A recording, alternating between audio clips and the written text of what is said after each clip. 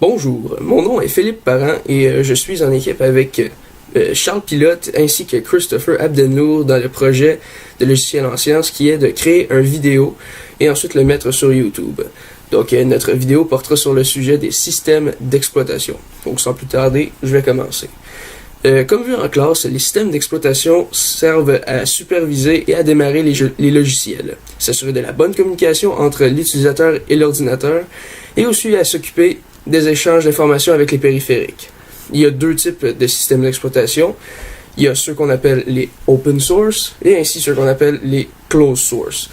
Donc pour commencer, les closed source, ceux qui sont les plus connus tels que Windows et le Mac OS, ne peuvent pas être modifiés par l'utilisateur. Ils viennent souvent avec l'ordinateur qu'on achète, mais s'ils ne sont pas inclus, ils peuvent être très chers. Donc c'est ça, il faudrait qu'on aille dans les magasins spécialisés pour justement acheter le programme et ainsi ensuite le télécharger sur notre ordinateur.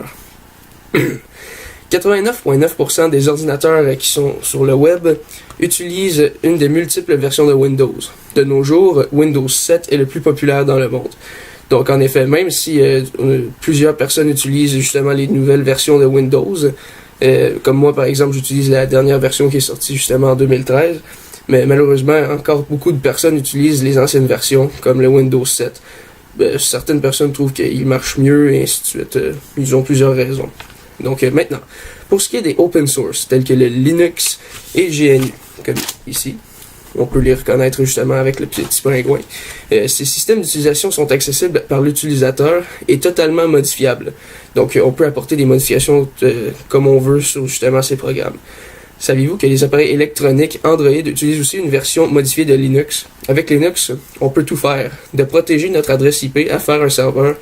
Linux a été modifié des milliers de fois et la plupart des versions ne coûtent rien. Donc on peut justement les downloader gratuitement à partir d'Internet et ainsi de suite. Il y a plusieurs façons de se procurer justement le système Linux ou le GNU.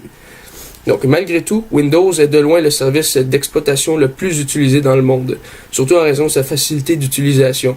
Personnellement, j'utilise Windows, justement, et non Linux et GNU. Et oui, justement, c'est sûr, parce que il venait avec mon ordinateur, et ainsi de suite, mais j'ai aussi été familiarisé à Windows, à l'utilisation de Windows, parce que depuis les débuts que je suis à utiliser un ordinateur, j'ai toujours utilisé justement les programmes Windows, Microsoft Office, ainsi de suite. Donc, ça a toujours été en lien avec Windows. Et aussi, il est très compatible avec beaucoup plus de programmes que les autres services d'exploitation. On peut aussi retrouver justement Windows dans plusieurs machines, comme par exemple, même si c'est un produit fait par Microsoft, on peut le retrouver surtout dans les Mac et ainsi de suite, sur toutes les plateformes, sur une très bonne partie des plateformes qu'on peut acheter sur le marché. Donc, merci de votre attention. Ceci était la vidéo justement pour parler des systèmes d'exploitation. J'espère que vous avez bien appris de cette vidéo et merci de votre attention.